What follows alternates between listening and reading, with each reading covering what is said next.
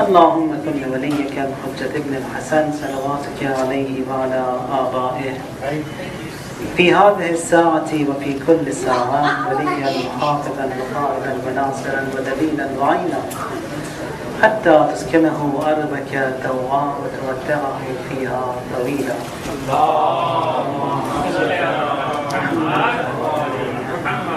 May Allah Tabarak wa Ta'ala accept our worship on this day, the Qabul and Hassan, and from all the sponsors of Iftar, and everyone who has served and strived in whatever manner. May Allah accept from each one. There's a question, and that is using of inhalers in fast while a person is fasting, or using eye drops while he's fasting, or brushing his teeth.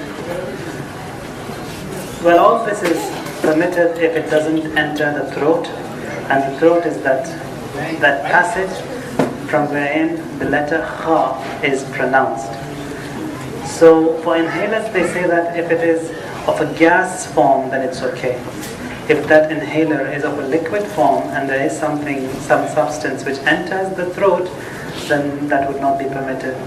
But we don't know whether it's gas or liquid, especially these inhalers used by patients who have asthma. The same thing is with eye drops. The other thing we need to pay a lot of attention to is families with young children. Now the parents are fasting, the elder children are fasting. It shouldn't be as such that those toddlers, those small children, they are neglected while we are fasting. Their meals should be given on time, regularly, their breakfast, their lunch, their dinner. Not that because we are fasting, they also should learn to fast. No, that's a sin. That's wrong. So they should never be neglected. The time you used to give them, you give that time, the meals you gave them before the month, you give them once in a while just to train them. You can say that you can have a fast, for example, 6 hours today, 8 hours today, or a half fast today, just to train them. But never neglect them in this month. Whatever your schedule was about the feeding habits, continue with that. And the other thing is that the emails that are being circulated nowadays, and there are a lot, and they say that if you don't circulate it to further 40 people, 30 people, 50 people, what will happen, what will not happen? If you do it, a wish will be granted. If you don't do it, you will be afflicted. So there's nothing to worry. No one will be afflicted. No wish will be granted. So what do? Just delete it. And to make yourself happy, to satisfy yourself, delete it from the junk box also, so that you've done the job. And the new emails that are being circulated today, there were quite a lot, and that is about the angel that was seen in Kaaba. Now how come these cameras, they caught that angel? That is again another mockery of religion. We have to be careful that our faith, our belief, the aqaid that we have regarding the angels and all that, they don't become a mockery. Now they say that an angel has been caught in one of the cameras and they show it, looks like Casper the Friendly Ghost. So that is again another mockery of deen, that we have to be careful that promoting this stuff is not good, but it makes a mockery of ourselves and our faith and belief. So we have to be careful about all these emails that are being pumped, because angels, they are, as it was mentioned repeatedly in these last few nights, they are created with a substance which is all pure, from which the soul of a human being has been created. Now if someone was to see angels, if he purifies himself, Quran says that إِنَّ الَّذِينَ قَالُوا رَبُّنَا اللَّهُ ثُمَّ اسْتَقَامُوا تَتَنَزَّلُ عَلَيْهِمُ الْمَلَائِكَةُ. That if someone was pure and he was steadfast, there's nothing to worry, angels will come to him. So that is something, word of Allah, that angels can come to an individual. We don't deny that, that is the word of Allah, but not in the form that is being circulated today. That is a mockery of deen. And again, when it comes to the descending of angels, especially on Laylatul Qadr, it is on the pure heart of Imam al-Asr,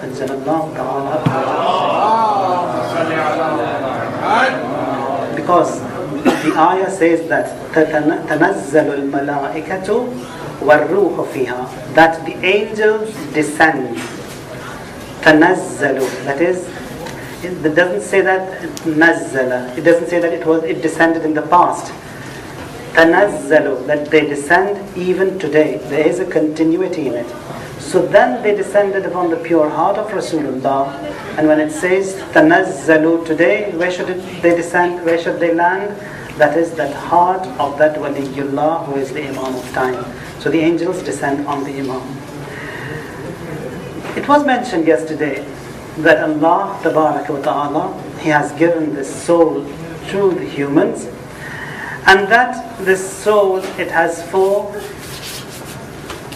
forces, 4 soldiers, 4 associates.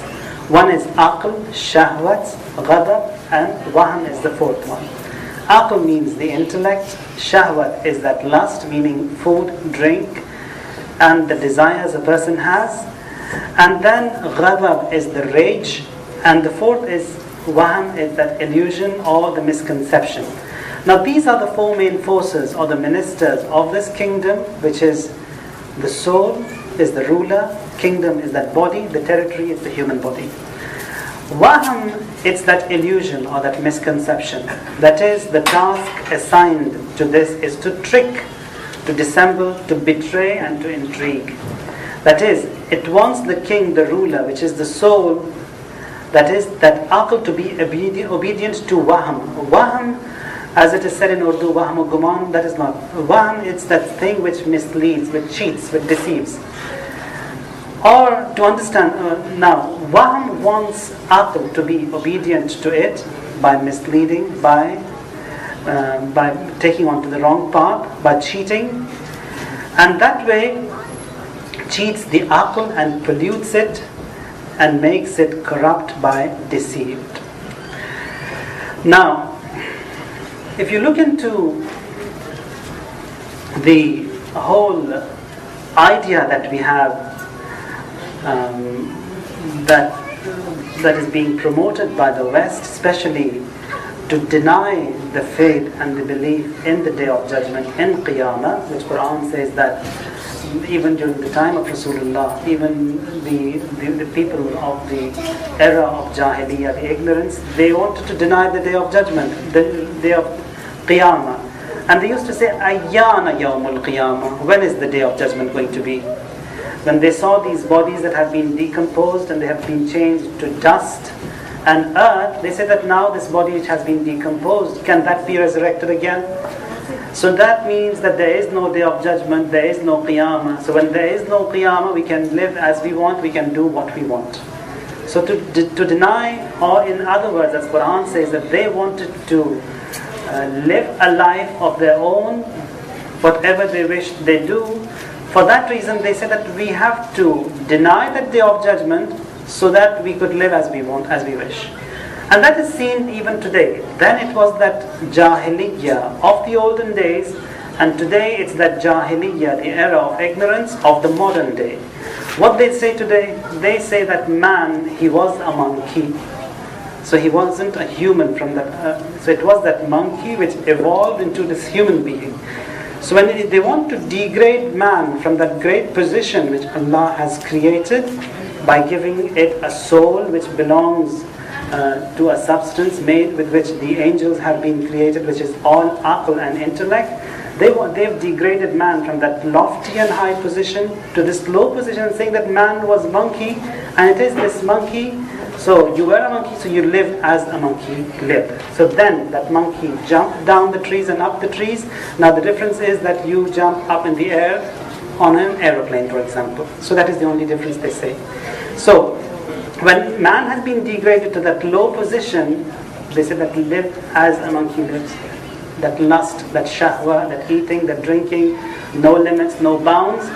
So that is to degrade. So to deny that Day of Judgment, they came up with this ideology, that faith, that for example, the Big Bang took place and everything came into existence, or that man, he has nothing to do, there's no difference between man and a monkey. This is evolution which has brought him to this point, which is all to deny the Day of Judgment. They have come up with all these ideas. So this is what wahm does, deceives, cheats.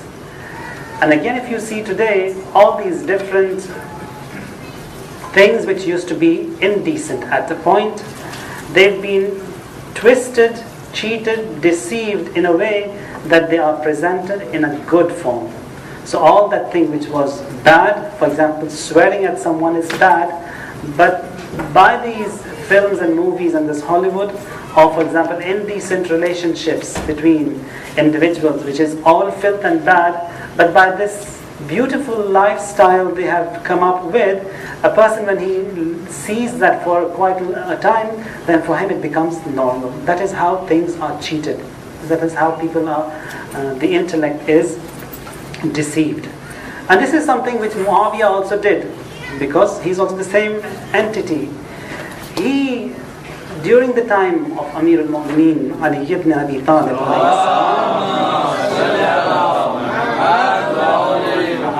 to mislead people, and he was one of those cunning characters who ever existed in the history of mankind.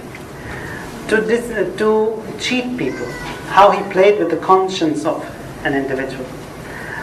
Because people at that time, they loved Amir al-Mu'mineen so much, he wanted to plant that hatred in the hearts of the people.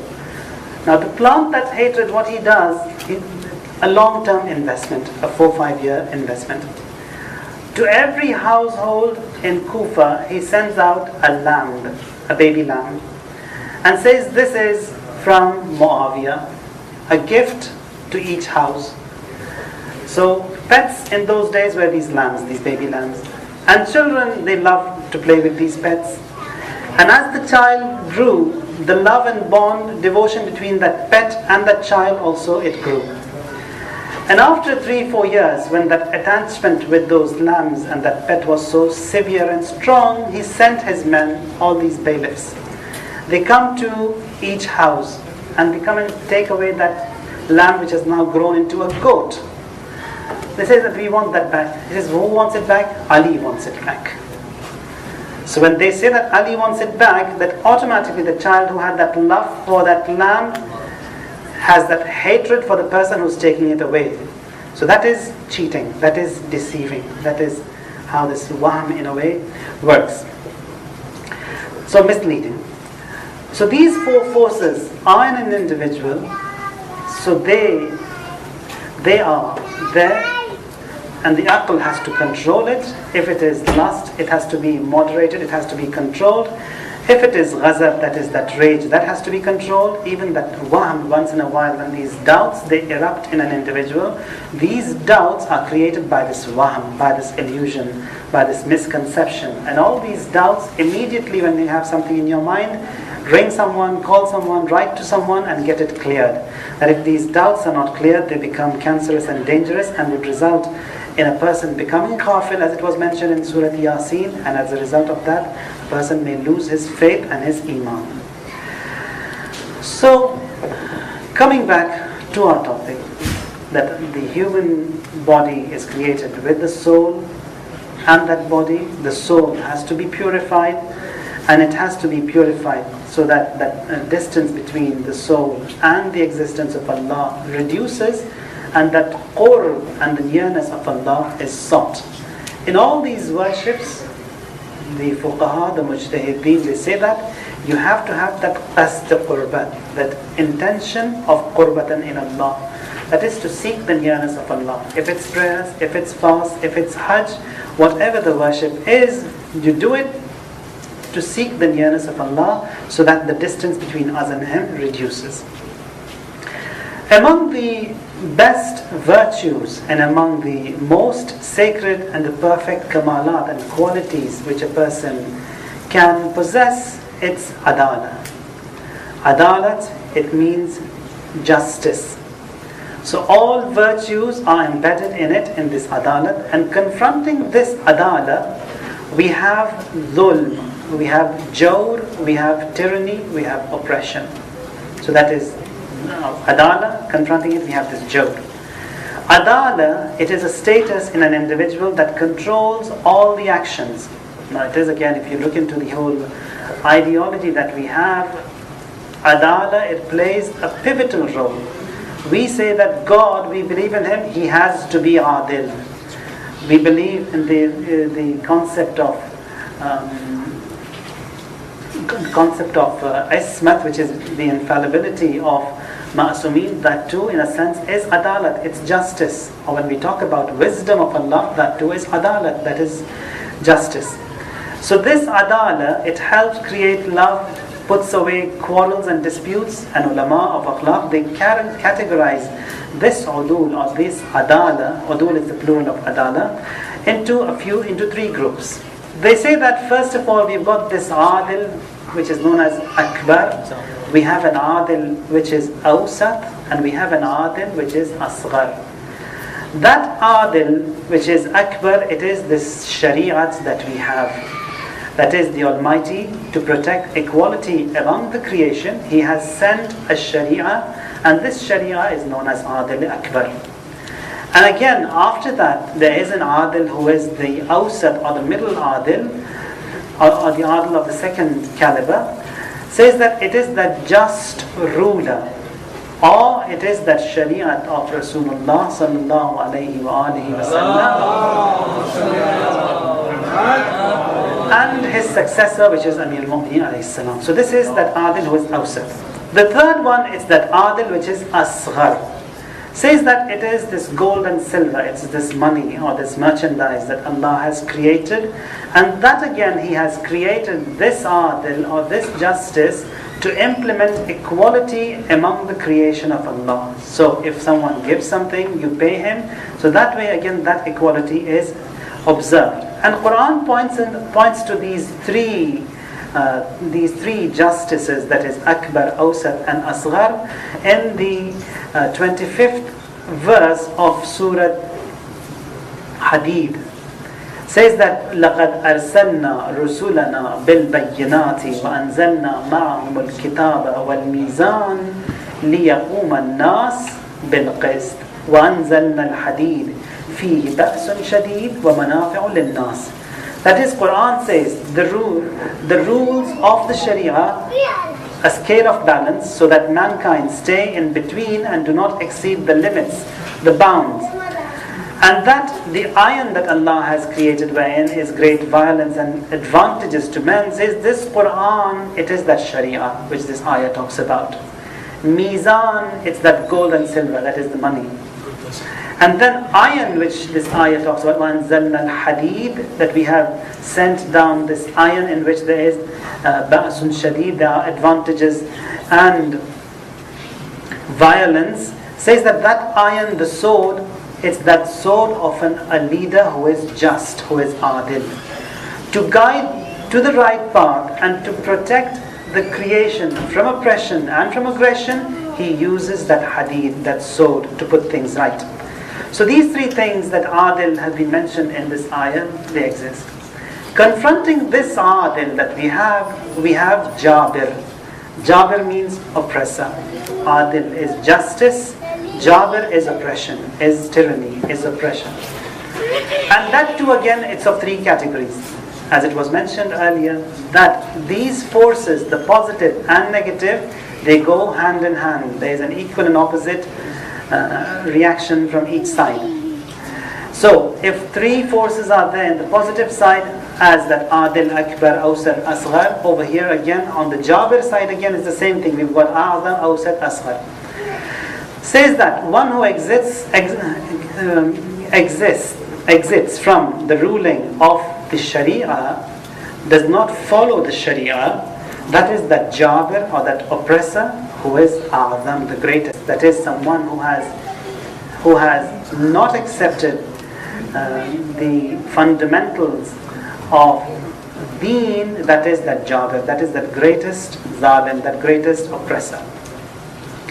The second Jabir, or that of the second grade, is someone who does not follow the just leader. That is, he has accepted, for example, the basis of the religion, but he doesn't accept the just ruler. He is again someone who is Jabir, who is a Zalim, but of that second batch. And then we've got a Zalim, a Jabir of the third, of the lower grade, and that is related to these to these money matters, for example. There might be a person who has faith in the fundamentals, who does accept the just ruler, but when it comes to these money matters, he usurps, he does them. He is treacherous in those matters, he is a traitor in it, so that he doesn't give those rights or those funds to the rightful owners as he should do, but he himself plunders and loots from that wealth. So he is a jabir, but of that third category. So justice is that man be content with the share that Allah has provided to him, and that he doesn't oppress others, observes the rights of others to his best abilities. There is a hadith from Rasulullah. He says that there are 30 rights which every mu'min has to observe. And then he says that from these 30 rights, unless they are fulfilled by an individual, the duty of an individual has not been performed if these 30 rights are not observed. And then he says that on the day of judgment, he won't be forgiven if these rights are not fulfilled. Now what are they? I'll just quickly list them. It says that if a fellow mu'min has done wrong to you and he says sorry to you, you don't forgive him, you have not observed the right. The right is that if he says sorry, forgive him. If you don't, on the day of judgment you will be stopped. If he is alone, be kind to him. If you know his shortcomings and faults, cover them. And then, if there are shortcomings in that individual, overlook them. Forgive him if he asked you to forgive. If there is someone who backbites that fellow mu'min and you are present in that majlis, stop him from backbiting him. Observe his hurma, his sanctity and dignity, even behind his back. Now all this a lesson to me first. And then says that knows what is best for him and advises accordingly. If there is a mu'min, you know that what is best for him in his interest, advise him accordingly. And then says that maintains a healthy friendship with that mu'min. If he doesn't maintain a healthy friendship with him, he will be stopped, he will not be forgiven in the hereafter. That is to say that if these 30 rights are not observed, the end is also tough. And visits him when he is ill, attends his funeral, responds to his call when he is in need, accepts a gift that has come from him, pays him in the good way. If he has done good to him, he also does good to him, pays him back in the good way. He thanks for the blessings that have come to him through that mu'min. That is again a great blessing, a great duty that we have. If a blessing from Allah has reached me through a mu'min, I should be thankful to that person and to Allah both. That is among the rights that we have to observe.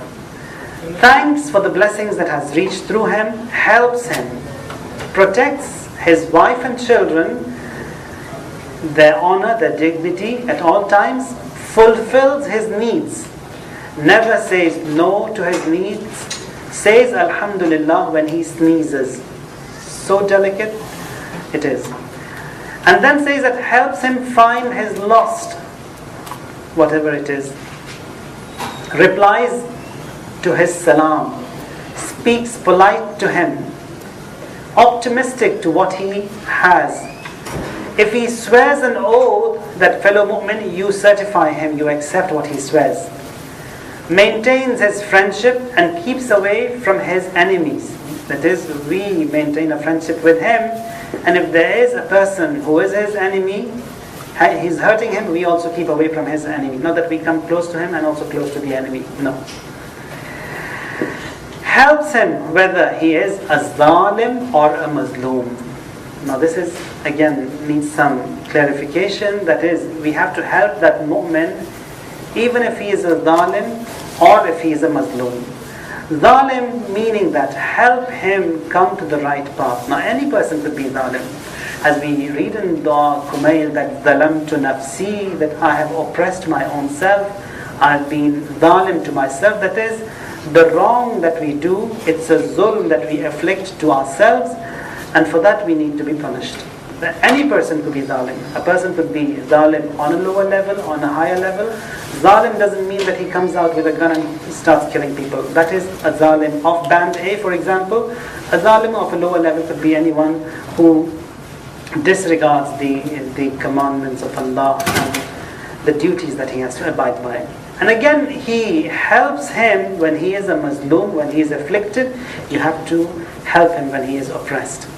Never defame him, leave him alone, or hand him over to the enemies. Again, this is something we have to be careful over here. When these informers, they come after us, if we know something, you don't need to, why? You have to protect the dignity and honor of a mu'min at all times, before him, behind him.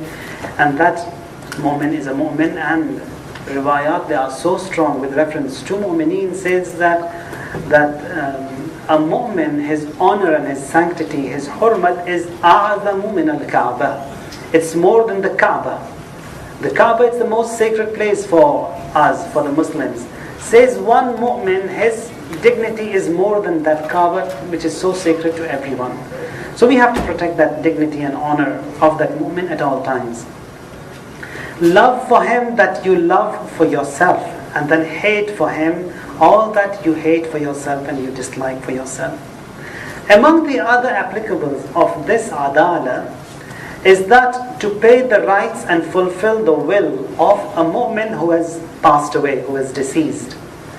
Pray for them, and if there is a will that has to be fulfilled, that will also fulfill it. That is again observing the rights of a mu'min, which Rasulullah lists in this hadith. And then say this adala, if a person initiates it, strengthens it in himself, that would lead to perfection and prosperity. In a hadith, Ma'asum says that adlu sa'atin khayrun min ibadati sab'ina sana. That if you observe adala for just an hour, now when they say hour, it doesn't mean 60 minutes. You could say it for a while. If you observe this adala for a while, Ma'asum says that observing of adala for a while, it's better than a worship of 70 years. Now, confronting this knowledge or confronting adala, we have ignorance, jahalat, or confronting ilm, we have jahalat, which is ignorance. And that is how to get the opposite of it, which is knowledge, on board. So we've got jahalat surrounding us everywhere. How do we put this jahala, this ignorance away and get knowledge, which is ilm, on board? So it was mentioned the other day, there was a hadith which I quoted from the Holy Prophet. He says that is a house wherein there is a dog, angels will not descend. And it was said that house is that heart. Other riwayat say that qalbul mu'min arshur rahman, that the heart of a mu'min is the throne of Allah. Now if in this throne of Allah you want angels to descend, we will have to put away all that impurity. So if that impurity is put aside, only then will the angels descend. Only then will this heart be enlightened. So, to attract that knowledge and that ilm, we have to clean ourselves first. So that the heart has to be clean. Or it was mentioned again the other day that al-ilmu nurun yaqdhifuhu Allah fi qalbi man yasha. That ilm, it is nur. It is all light. And that light will sparkle in a heart which Allah wishes, which Allah wants and desires. Now when we say Allah wishes, it is not just out of the blue. We have to avail ourselves. We have to make the preparations so that that light shines, and that light is knowledge. For that knowledge, we don't need to go to schools, universities, college and then acquire. Not what we get from schools and colleges, that is not knowledge. Knowledge is something which Allah bestows into the heart of an individual. That is ilm. Now, to attract that ilm, this jahl has to be put away, put aside. Now there are two demerits As it was mentioned the first day, we have fada'il, which are the merits, the values, and we have raza'il, which are the demerits or the negative qualities. There are two raza'il which derail the thinking process from regulating justly. So we have to have that adalat in us, and these through negative qualities or demerits, they work in a way that they do not allow that knowledge to get into our soul. That they regulate in a way. The thinking, first of all, is the thinking process. It's tarnished, it's attacked. And the second is ignorance. That you find that the brain is never stable. Constantly it creates doubts, gets into ultra-delicate issues which we are not asked. You may come up and say that, for example, if Imam al-Asr, if he is living today for this 1,100 odd years, how is he living? Where is he living? What type of livelihood does he have? Now, we don't need to get on to all these issues. Or for example, you may have doubts regarding the existence of Allah. All these silly doubts which may come to our minds. Now, doubts should be clear. To the maximum ability of yours, as much as you can clear them, ask someone, write to someone, and then clear them. And many a time, you don't get satisfied with the answers. Now when you don't get satisfied, you don't need to put the whole concept aside and just stick to your own silly doubts. No. There is a report in Nahj al-Balagha, Amir al-Mu'mineen says that don't go too much into these issues. For example, when it comes to the existence of Allah, don't go too much into it, because we can't understand, we can't perceive more than that. You can't put a jug of water in a small glass. You can't, because our abilities are limited, restricted. We don't understand more than that. The things which we see, it is not as such that whatever we see is whatever it's present. No, that's not the case. There are millions of things present over here we don't see. The colors which we see, it's not these 7 colors which we have, the rainbow colors as they say. The colors may be many more than this. Because we are limited, we are restricted, we don't see more than 7 colors. Or our hearing is restricted, are limited. Or even when it comes to breathing, we can't breathe after a certain altitude. Why? Because that body that we have, it's limited, it's restricted in every aspect. The same thing is our understanding. Whatever is logical and whatever, except don't go too much into detail. That going into too much of detail, that will just ruin our whole brain and that thinking power. Now these doubts are created by this waham, that it always creates all these silly doubts in an individual, which as a result, if they are not controlled by that adalat of an individual, he will end up to kufr and just repelling whatever that iman he has and throwing away whatever has been given to him. So the cure is that he fixes this problem immediately, refers to those who are qualified in these fields and corrects his thinking process.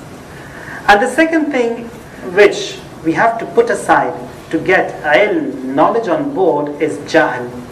Jahl is ignorance. Again, jahl is of various categories. Inshallah, we'll touch that also.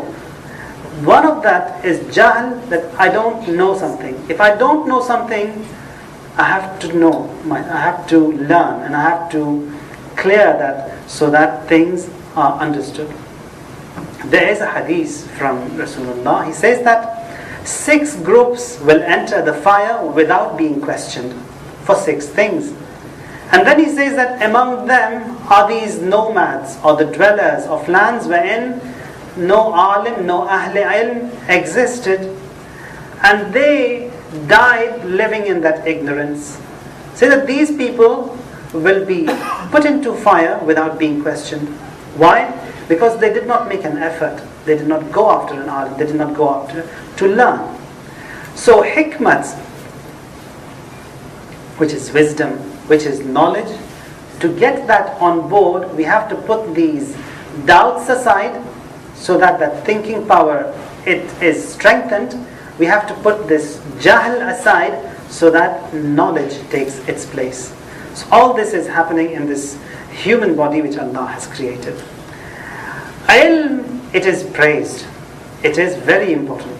so much of emphasis has been given to ilm in Quran. For example, says that إِنَّمَا يَخْشَى اللَّهَ مِنْ عِبَادِهِ الْعُلَمَاء, that those of His servants who possess knowledge are those who fear. That is, the ulama, they are those who have that knowledge and they fear. Or sometimes says that هَلْ يَسْتَوِي الَّذِينَ يَعْلَمُونَ وَالَّذِينَ لَا يَعْلَمُونَ, that someone who knows and someone who does not know, are they equal? They are not equal. So someone who knows, he is great.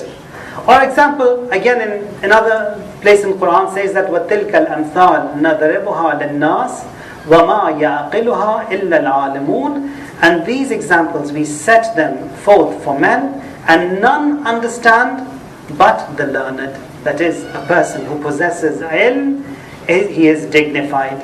And to someone who Allah, now when we say ilm, it's that hikmat. Hikmat means wisdom, hikmat means ilm, hikmat means, in Quran you find the two terms that have been used, وَمَنْ يُؤْتِ الْحِكْمَةَ فَقَدْ أُوتِيَ خَيْرًا كَثِيرًا. And to whom this wisdom has been granted, that this knowledge has been granted, to him has been given a lot of good, great good from Allah. In a hadith from the Holy Prophet, he says that ulama warathatul anbiya, that the ulama, they are the inheritors of the prophets. The task assigned to them is the task of the Prophet. Now to understand this in simple words, Marhum Allama Tabatabai, the author of Tafsir al-Mizan, he says that I was afflicted with problems, and then he has a tawassul with the Imam of time, and then in a communication, Imam gives him a message, says that I have never left you stranded, and then says that for the past, he has a number of years that was mentioned, which I don't remember now, don't recall it now. For example, I've been taking care of you, looking after you, I have never left you stranded for the past 21 years, for example. And then he says that why did Imam say 21 years? And starts calculating, for example, his age at that time was 50, for example. He says that if it's 50, then why did he say 21? And then he says that starts calculating, because Imam, when he says 21, it should be precise, there should be something which is there in that 21. And he says that, was it that time when I started to study? It isn't 21. When I first went to Maktab, it is not 21. When I first went to Najaf, not 21. And then starts calculating and then says, the day he wore the amama, the turban, it's the day, from that time to this time, it's for example 21 years.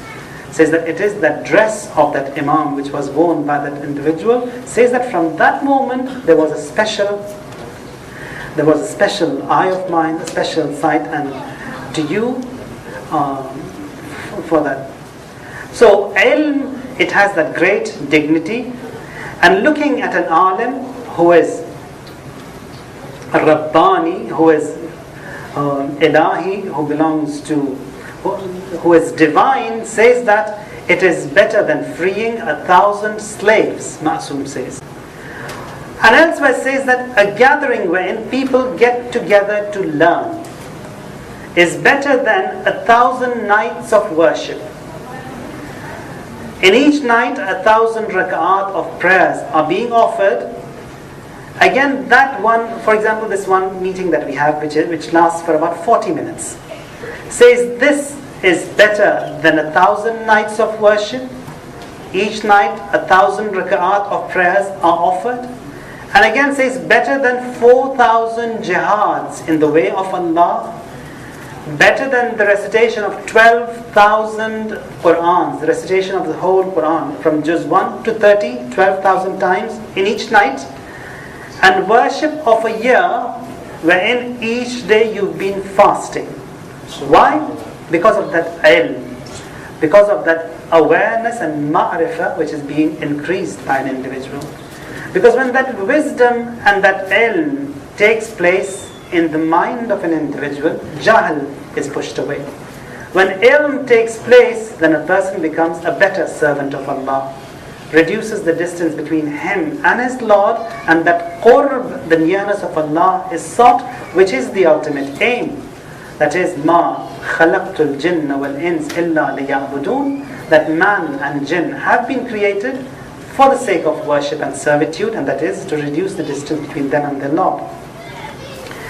And then says that one who comes out of his house just to learn one mas'ala, one issue, Allah registers the reward of a prophet for every every step he steps forward. Now, for example, if you take into consideration Prophet Musa, he lived for an X amount of time, served for an X duration of time.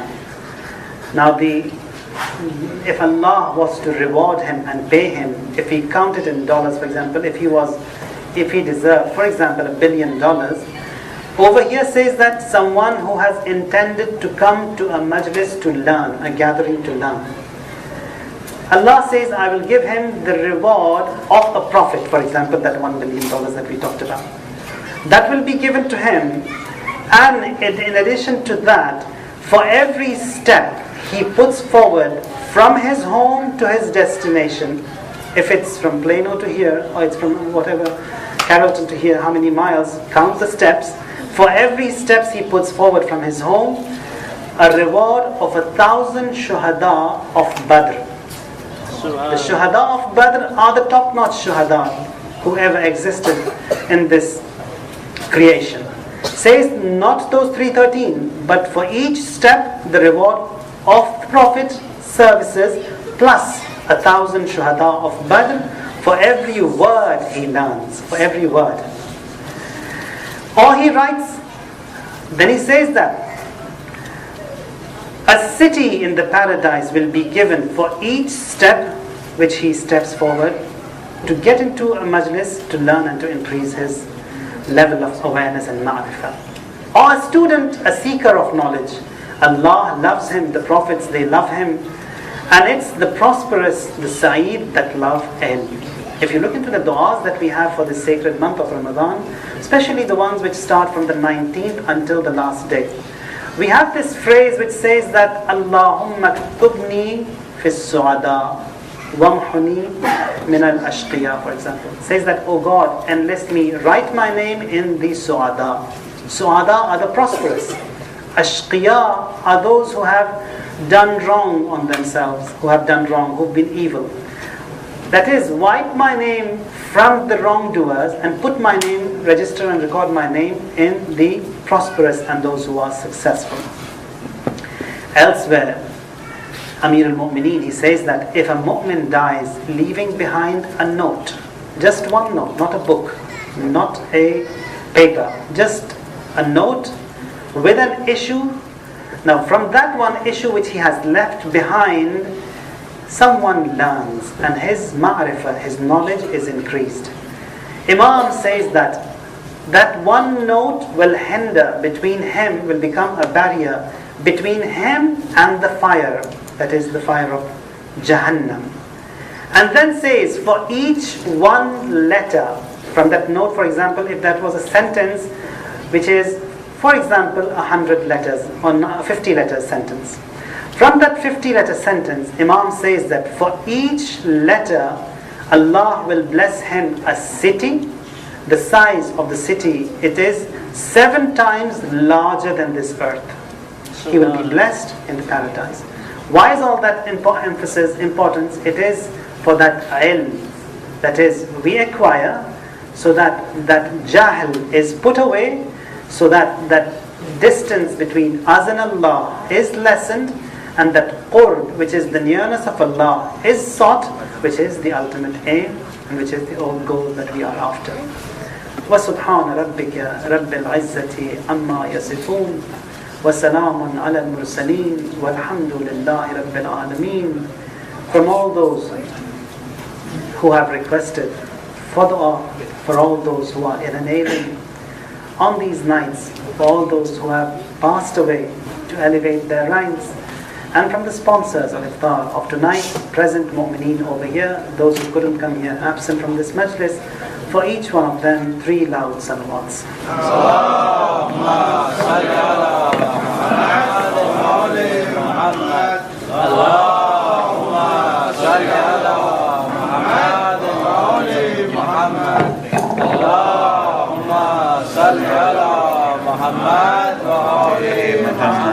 Thank you, Maulana.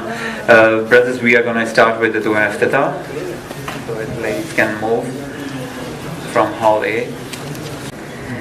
And again, when it comes to the descending of angels, especially on Laylatul Qadr, it is on the pure heart of Imam al-Asr,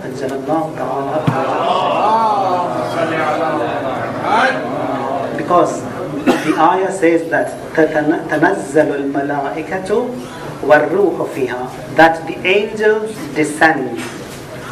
تَنَزَّلُ, that is, it doesn't say that nazzala. It doesn't say that it descended in the past.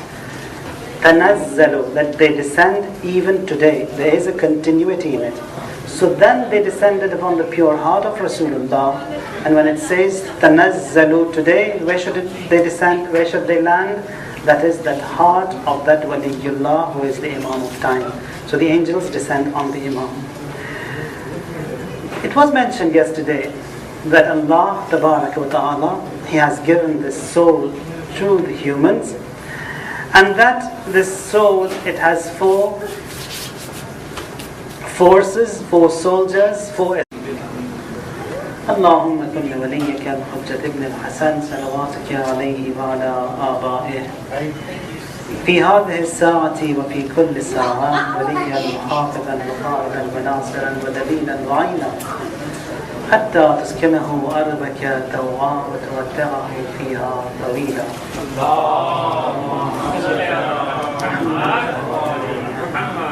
Allah Tabarak wa Ta'ala accept our worship on this day, the Qabul and Hasan, and from all the sponsors of Iftar, and everyone who has served and strived in whatever manner. May Allah accept from each one. There's a question, and that is using of inhalers in fast while a person is fasting, or using eye drops while he's fasting, or brushing his teeth. Well, all this is permitted if it doesn't enter the throat, and the throat is that passage from wherein the letter Kha is pronounced. So for inhalers, they say that if it is of a gas form, then it's okay. If that inhaler is of a liquid form and there is some substance which enters the throat, then that would not be permitted. But we don't know whether it's gas or liquid, especially these inhalers used by patients who have asthma. The same thing is with eye drops. The other thing we need to pay a lot of attention to is families with young children. Now the parents are fasting, the elder children are fasting. It shouldn't be as such that those toddlers, those small children, they are neglected while we are fasting. Their meals should be given on time, regularly, their breakfast, their lunch, their dinner. Not that because we are fasting, they also should learn to fast. No, that's a sin. That's wrong. So they should never be neglected. The time you used to give them, you give that time, the meals you gave them before the month, you give them once in a while just to train them. You can say that you can have a fast, for example, 6 hours today, 8 hours today, or a half fast today, just to train them. But never neglect them in this month. Whatever your schedule was about the feeding habits, continue with that. And the other thing is that the emails that are being circulated nowadays, and there are a lot, and they say that if you don't circulate it to further 40 people, 30 people, 50 people, what will happen, what will not happen? If you do it, a wish will be granted. If you don't do it, you will be afflicted. So there's nothing to worry. No one will be afflicted. No wish will be granted. So what do? Just delete it, and to make yourself happy, to satisfy yourself, delete it from the junk box also, so that you've done the job. And the new emails that are being circulated today, there were quite a lot, and that is about the angel that was seen in Kaaba. Now how come these cameras, they caught that angel? That is again another mockery of religion. We have to be careful that our faith, our belief, the aqaid that we have regarding the angels and all that, they don't become a mockery. Now they say that an angel has been caught in one of the cameras and they show it. Looks like Casper the Friendly Ghost. So that is again another mockery of deen, that we have to be careful that promoting this stuff is not good, but it makes a mockery of ourselves and our faith and belief. So we have to be careful about all these emails that are being pumped, because angels, they are, as it was mentioned repeatedly in these last few nights, they are created with a substance which is all pure, from which the soul of a human being has been created. Now if someone was to see angels, if he purifies himself, Quran says that إِنَّ الَّذِينَ قَالُوا رَبُّنَا اللَّهُ ثُمَّ اسْتَقَامُوا تَتَنَزَّلُ عَلَيْهِمُ الْمَلَائِكَةُ. That if someone was pure and he was steadfast, there's nothing to worry, angels will come to him. So that is something, word of Allah, that angels can come to an individual. We don't deny that, that is the word of Allah, but not in the form that is being circulated today. That is a mockery of deen.